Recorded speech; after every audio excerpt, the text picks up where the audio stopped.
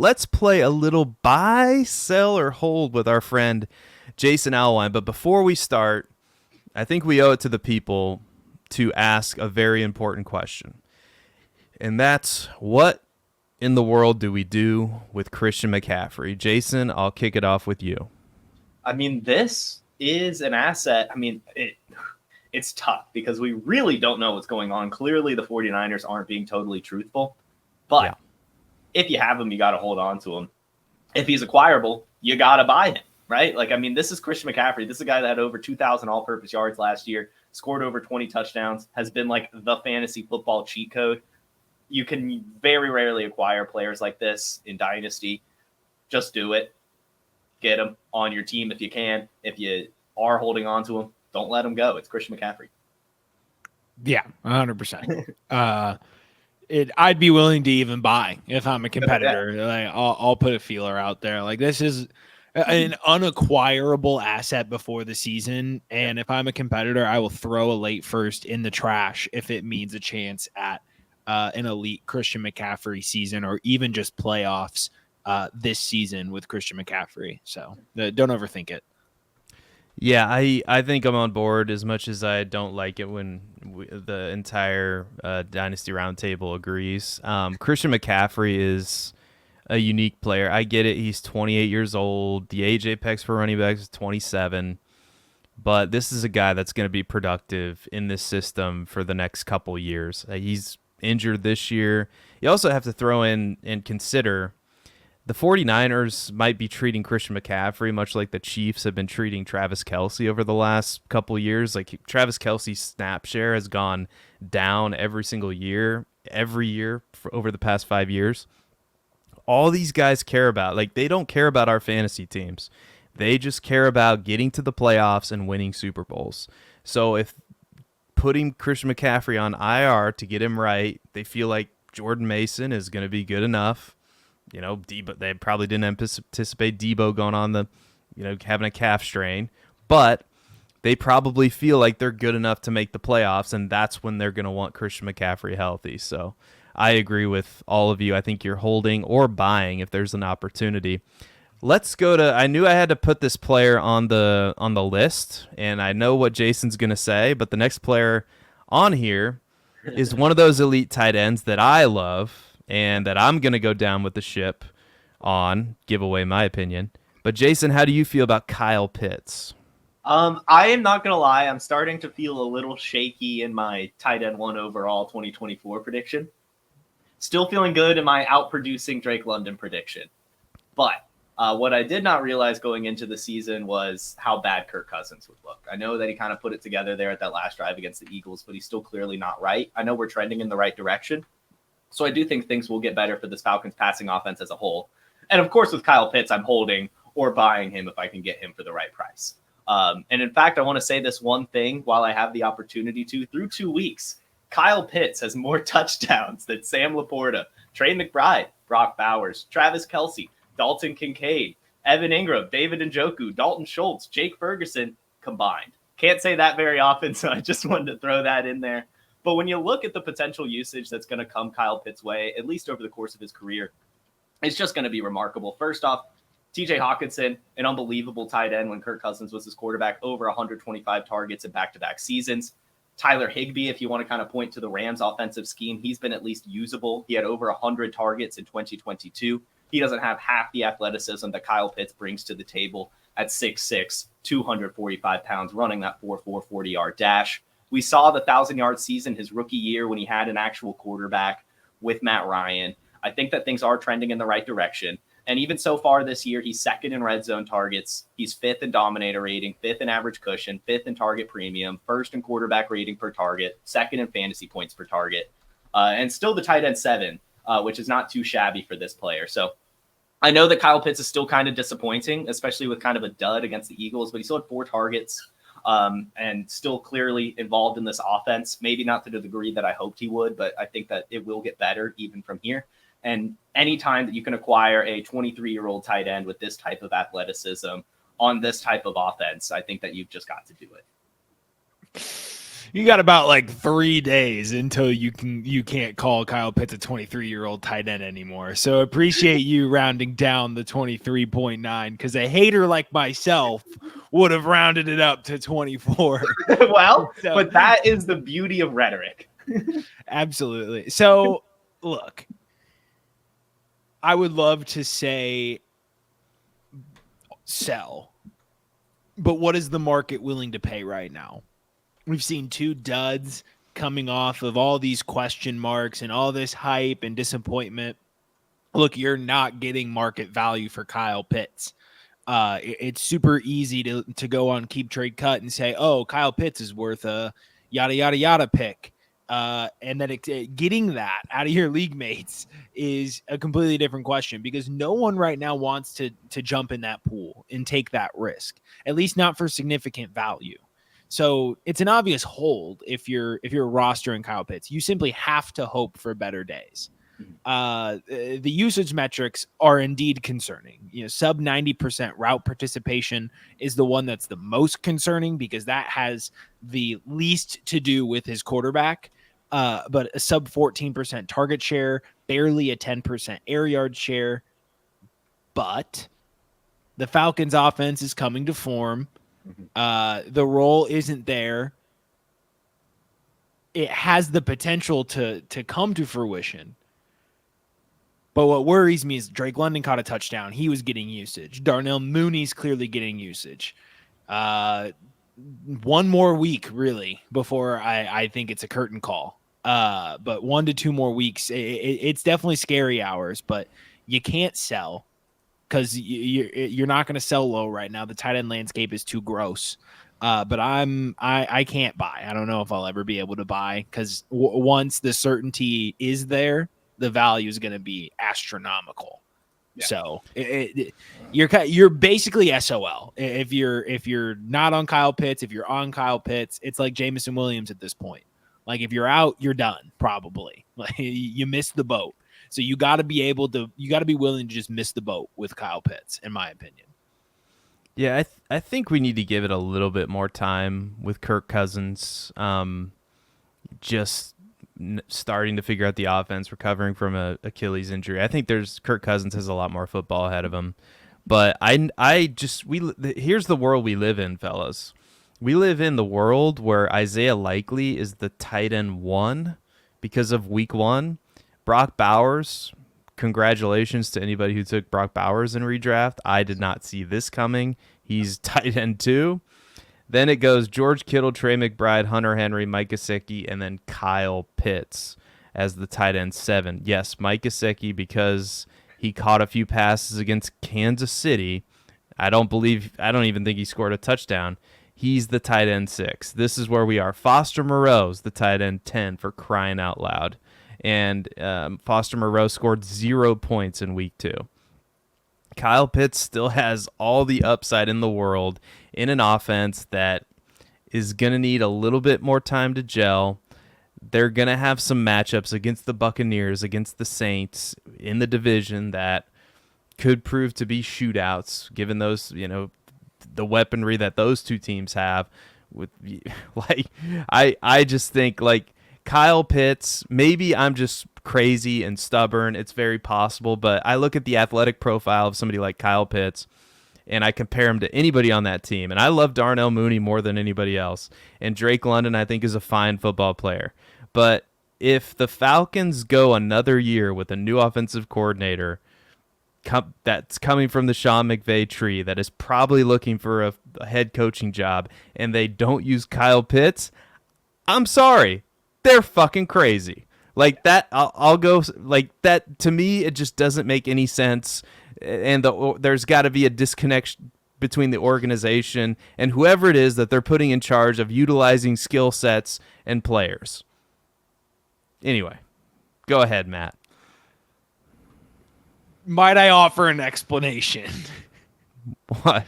Just a suggestion. Let's think about the possibility that maybe he's not that good. I just want to put it out there. I just want to say that he's maybe they're not all fucking crazy. Maybe I don't think. Can you really fall into 1,000 yards, Matt? can you really fall in your rookie season? Maybe the video of Kirk Cousins telling Kyle Pitts how often he lets the ball come into his frame and doesn't attack it, like in year 4 being the most athletic tight end in the league, second most athletic tight end because Mike Gesicki is that dude. Yeah, let's talk about that. Like, why isn't he more valuable than Mike Gesicki right now? Why was Jonnu Smith used more? Maybe he's just not that good. It's just, I don't want it to be true. I don't really think it is true.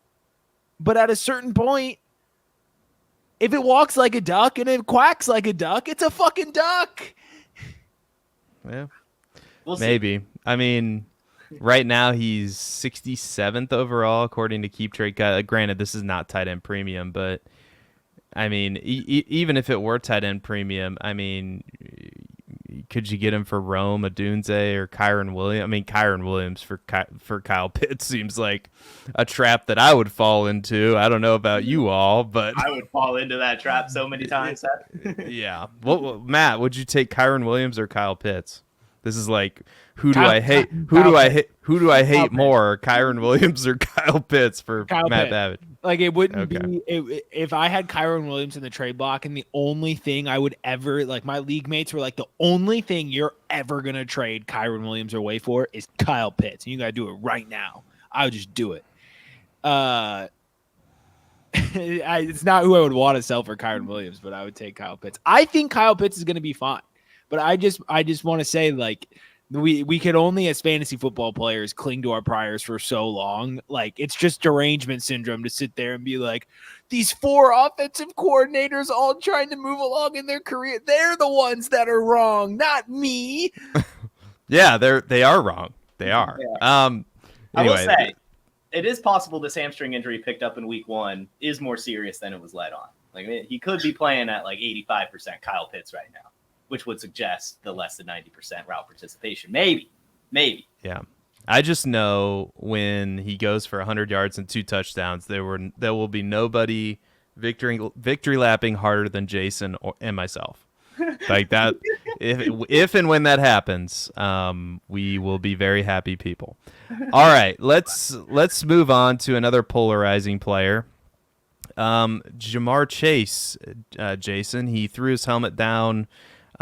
He cost his team pretty big in Sunday's loss to the Chiefs, but they have the Commanders coming up. The Commanders seem to be the gift that is just going to keep on giving to the fantasy football world. So where are you at on Jamar Chase? Buy, sell, or hold? If you can buy, similar to Christian McCaffrey, right? If you can buy this player, you've got to do it. Definite hold. I'm seeing a lot of people panic with Jamar Chase right now, but I mean, we have to remember he didn't, wasn't involved at all this offseason. So he's shaking off a little bit of rust. And then also Joe Burrow isn't quite 100% yet. He's getting there. He's starting to look a little bit better.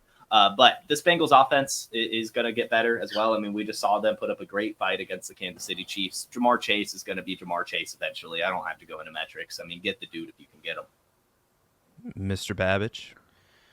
Yeah, so I'm a wild card. Like Charlie in that episode of Always Sunny, but yeah. I like to refer to myself as a Jamar Chase pawn shop owner. I will buy and I will sell. It's all about the price. Yeah. Seth and I did a video that released Tuesday, I believe, on our Dynasty sells, and one of Seth's was Jamar Chase. So spoiler for what he's about to say, but we talked about the potential this season to trade Jamar Chase for Nico Collins or Rashee Rice, plus a little bit on top being the value. And for win now teams, I think that's potentially a phenomenal deal for long-term and current success. It all depends on team structure. And these trade talks can always be very ambiguous because in one situation, it may make sense to trade a player away, and another situation, it may make sense to do the opposite. It's all about the structure. So at market cost, I'll sell if I want to win now, if I can get the right price, and if owners are panicking about, what's been going on these first 2 weeks. I'm not really putting a lot of stock into the Kansas City game. Spagnuolo knew that a big Jamar Chase game was going to be the death blow to Kansas City in that game. So he took him away. He let Mike Gesicki, roam over the middle of the field, death by 1,000 cuts, let Yoshi Voss get 2 touchdowns. So I'm not putting too much stock into it, but the connection's off there, and I think it might be coordinator based. So Bengals new offensive coordinator, man, they just have looked so bland the first 2 weeks. I mean, they got nothing on the ground game. Without Higgins on the field, they really only have Chase. They're not using anybody downfield. I mean, it took them like 6 quarters to put Jermaine Burton on the field and put him to use. So the whole offense seems out of sync. And I'm not out on Chase long term. He's young. We've seen what this Burrow Chase connection is like. He's gonna get paid. But this year, I think it could be another year where we're like, extenuating circumstances for Jamar Chase. He's only been around the team for 2 weeks. Burrow's got a wrist issue. Higgins is out with his hamstring. There's just so much going on in Cincinnati. The vibes are off, and Rashee Rice is eating. Nico Collins is eating. There are receivers that are quite more productive than Jamar Chase and probably will be on the same level as him throughout the rest of the season. Yeah, I keep coming back to Nico Collins. I think, like, if you put Nico Collins next to Jamar Chase, like, look at the quarterback. I'm cool with Burrow. I'm cool with Stroud. Who has more target competition? Oh, Nico Collins this year. Oh, does it matter? No. Look what he just did to, I think, a top 5 secondary in the league. I think it was 6 catches or 8 catches for over 100 yards and a touchdown against Jalen Johnson and the boys. Like, that Bears secondary is good. Like, I just like Jamar Chase. I like the player. I just don't like the value, because right now I just don't think we're catching up to what the market should be, because according to Keep Trade Cut, he is player 12. He's ranked, and I have a question for you, Jason, and we'll get to it in a minute, because it kind of made Matt Babich and I's head explodes a little bit. But he's ranked ahead of Nico Collins. He's ranked very much ahead of Rashee Rice, who we'll get to later in the program. Understandably so. And I just don't know if there's that big of a gap between those 2 players specifically. And here's the question I would throw out at you. And since we've talked, Matt, I don't know if you've seen this, but Neighbors has gone up a little bit in the rankings on the Keep Trade Cut rankings. So they're basically neck and neck now, but I think I have an idea of what you're going to say, but Neighbors or Chase, Jason, who do you prefer? Jamar Chase, and it's a slam dunk. Yeah, I really think we're overreacting to what we're seeing from this Bengals offense right now. I do think Matt is bringing up a great point about the coordinator, but that always gets worked out. At some point, the studs get the ball. This is one of the best athletic profiles we've ever seen from a wide receiver. We've seen the production from him in 3 straight seasons. It's been a slow start because he hasn't been involved in the offseason. But this is a player who we were talking about in the range of Justin Jefferson not very long ago, and he's still right there. He's still just as good as Justin Jefferson, still just as good as CeeDee Lamb, if not better when things are going his way. So literally, I see he's below Marvin Harrison Jr. right now in Keep Trade Cut. I would take Jamar Chase over Marvin Harrison Jr. I would take Jamar Chase over CeeDee Lamb. I have a rule in Dynasty. It's awesome that it gets to be brought up here on the Dynasty Roundtable. If I have Jamar Chase, if I have Justin Jefferson, the only player that I am trading those players for is the opposite. If I have Justin Jefferson, I want Jamar Chase and a cherry on top. If I have Jamar Chase, I want Justin Jefferson and a cherry on top. I do not budge on that. These are 2 elite Dynasty assets, and the opportunity to get a player like Jamar Chase never, ever, ever comes around. He's still only 24. The Bengals are still Super Bowl contenders, and T. Higgins is finally going to leave at the end of this season, and he's going to get like 200 targets. Jamar Chase every day. Well, T. Higgins is gone right now. Well, yeah, but he It's gone right now. I don't look. The CeeDee Lamb thing was a little wild to me. To me, Jamar Chase is not that tier 1 guy. And I say that because he has literally never been a tier 1 guy in his time in the NFL. CeeDee Lamb has been a tier 1 guy. Justin Jefferson has been a tier 1 guy. But Jamar Chase, we were hoping to get that this season, and I have been overweight on Jamar Chase for a while. So this is somebody who was putting him in that tier 1 this offseason. And I'm not saying he's not ever going to be there, but he hasn't been a top 3 receiver at his position. And, last year he was outside of the top 10. I understand that Joe Burrow, he was on pace for an incredible season, but it's Kyle Pitts, Drake London. How often do we continue to say but next year this will be different? I mean, he still had 1,200 yards and 7 touchdowns. He's still 11th in points per game, had 145 targets. Yeah, CeeDee Lamb had 1,700 yards and 12 touchdowns. I mean, had Dak Prescott and no target competition. I mean, it's Jamar Chase, guys. When we get another 250-yard, 3-touchdown game, I want to come back to this. Is all I'm saying. This is a stud's stud. This is your favorite wide receiver's favorite wide receiver. That's the way we need to put it here. Like Nico Collins wishes he was Jamar Chase. Rashee Rice, I mean, God, he's not even half of Jamar Chase. So you got to get him. I'm going from hold to buy now. Give me Jamar Chase. All right. Let's move on to another tight end, who many people are probably disappointed by because, like I mentioned, he has 8 total targets on the year.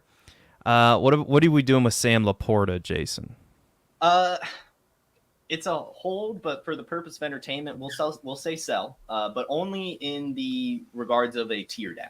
If you can get a Kyle Pitts plus, if you can still somehow manage a Brock Bowers plus, or a Trey McBride plus, or Mark Andrews plus, or TJ Hawkinson plus, those are kind of my elite tier tight ends. Then I'm definitely at least exploring that. Say maybe you're deep at tight end, like maybe you feel good about some of the sleeper guys you've been stashing and you want to swap positions. If you can get another like elite running back or something like that, I think it's fine. But I do think he's going to turn it around. I mean, we will have a Sam Laporta game at some point. I am shocked to only see 8 targets through 2 games, even as the guy that was yelling so much about getting Jameson Williams on your team. I have like 57% exposure on my underdog rosters to JMO this year. And even I didn't predict this. You're going to win money. Huh? Said, damn, you're going to win some money. I fucking hope so.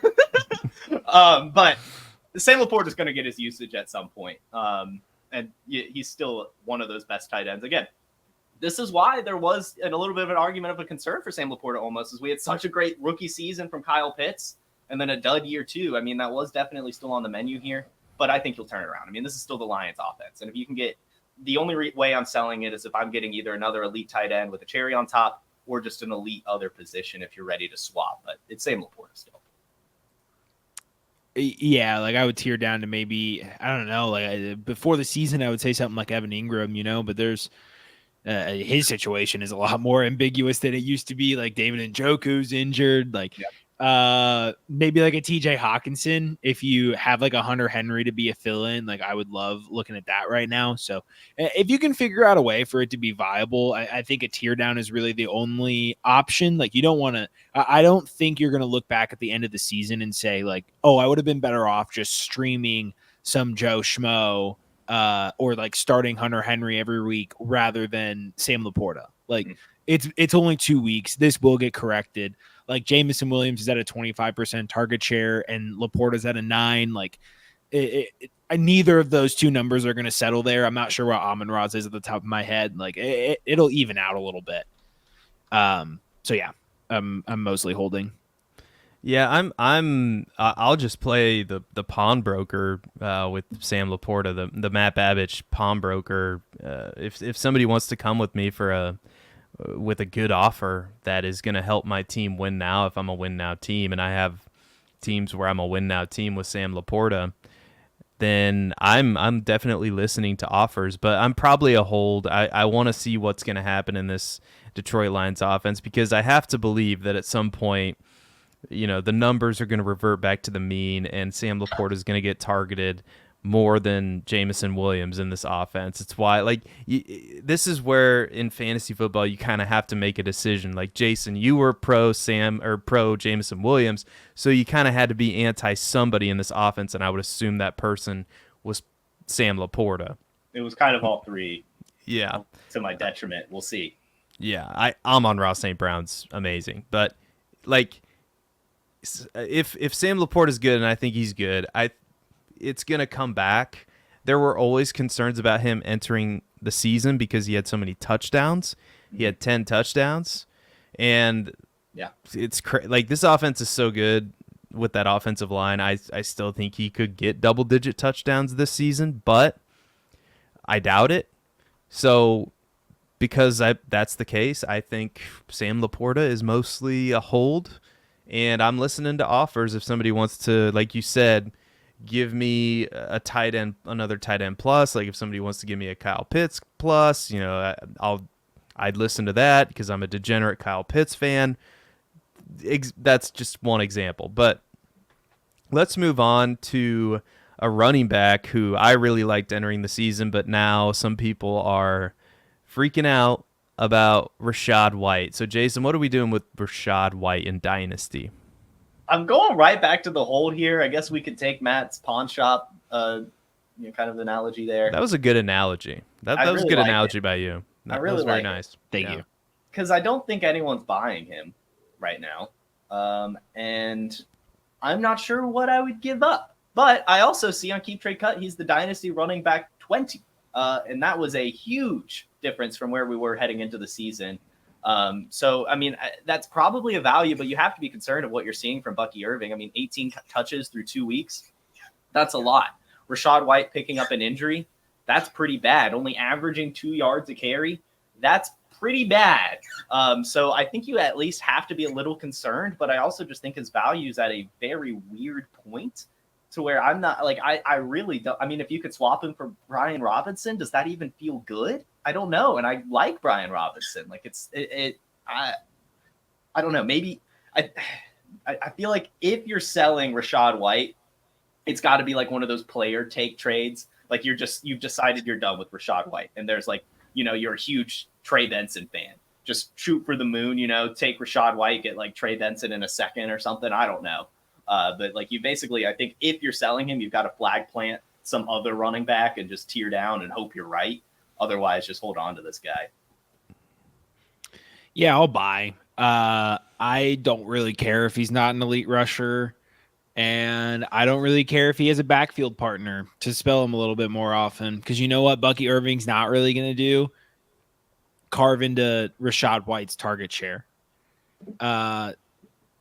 Not really. Not from what we've seen so far. I mean, last week, no, but didn't he have a couple catches week 1?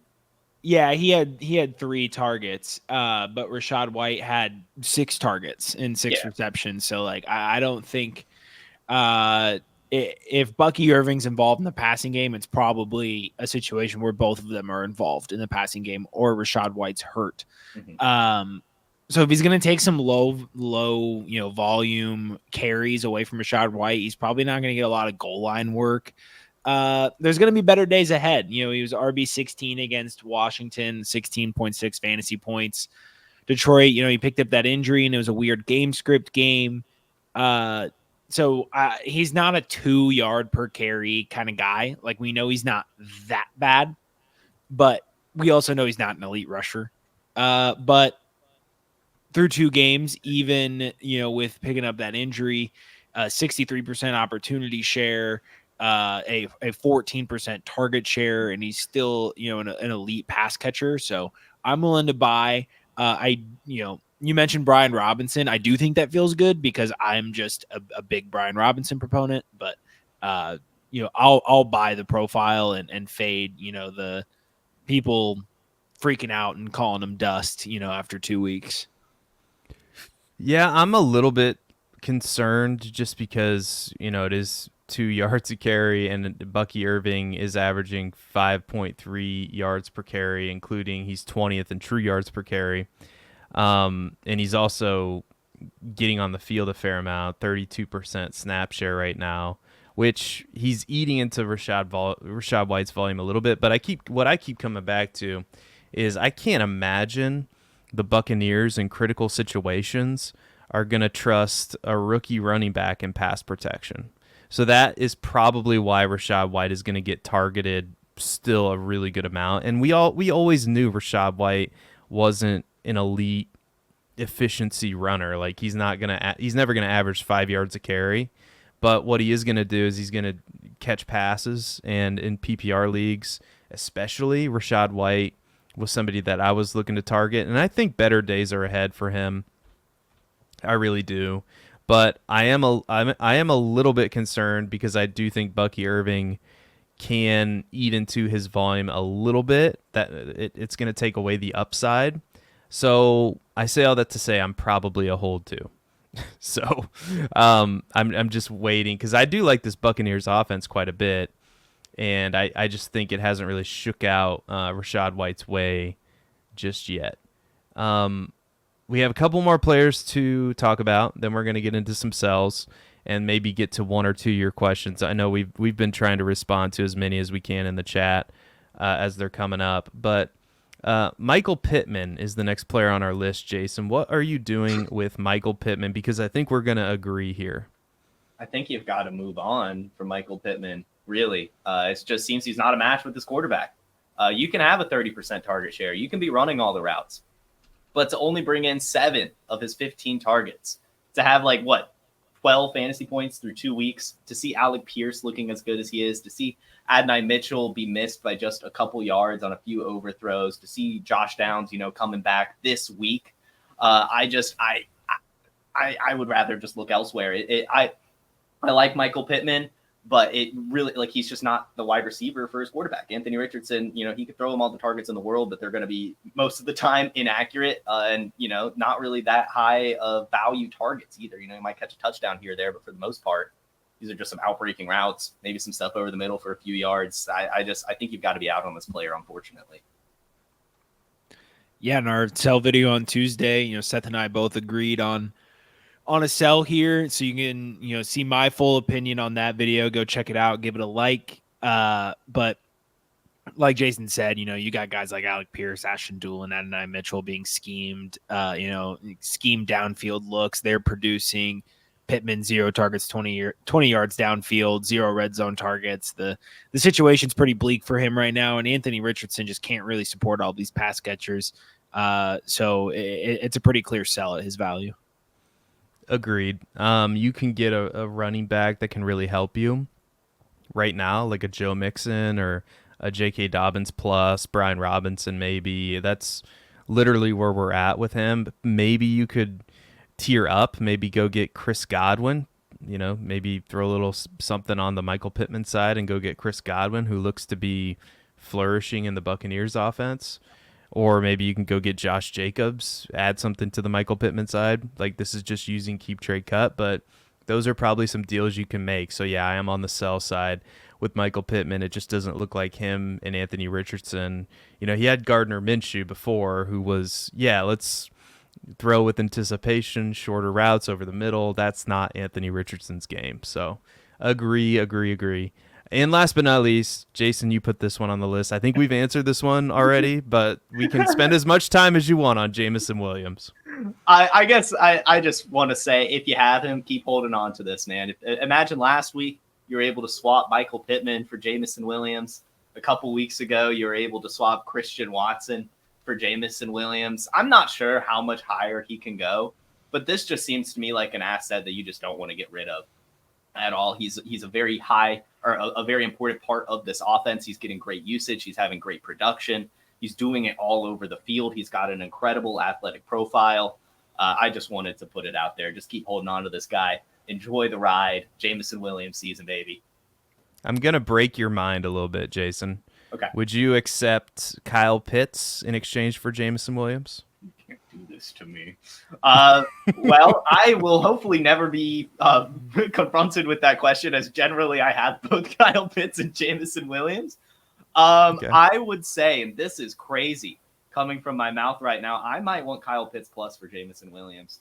I really, really like this player. I got roasted this summer on Trade God saying I wouldn't even take 3 firsts for Jameson Williams, assuming they were 25, 26, 27. I would, of course, take 3 25s. But like I love this archetype already, and that this archetype generally doesn't succeed. So to just now see it actually unfold before my eyes in this way, I just can't get rid of him. I love J-Mo. I really do. You say that though, but his usage this year right now is an archetype that is elite.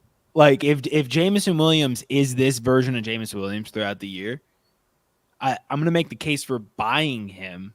Yeah. Because he's only wide receiver 36 right now. If he finishes as a top, a borderline top 24 guy this season, really gets that usage, why would he not be a top 24 receiver? So, being at 36 still, like right now, it's going to be tough to buy him with how his first 2 games have started. But at some point this season, if there's a lull or, return to the mean a little bit, he's someone I'm going to be keeping tabs on, depending on, maybe, if I'm an RB heavy team or a QB heavy team in Superflex and the Jameson Williams team needs an RB or a quarterback, like maybe we can try and work something out, and be keeping tabs on him because I do think there's room to grow here. And if Jameson Williams is going to get this elite usage, then he should be treated as an elite asset. Yeah, I'm going to be the Grinch and say I'm selling him right now. No! I'm selling. If I can get, I know it's not started out great, but he's pretty close to George Pickens. I think George Pickens is a better player. Rome Odunze, he's pretty close to. And on the latter side, like if I can get something on top of Chris Godwin for him, if I'm a win now team, I'm doing that. So yeah, I just can't get there with you guys. Doesn't that sound boring though? Like when you're saying that, like doesn't it just feel wrong?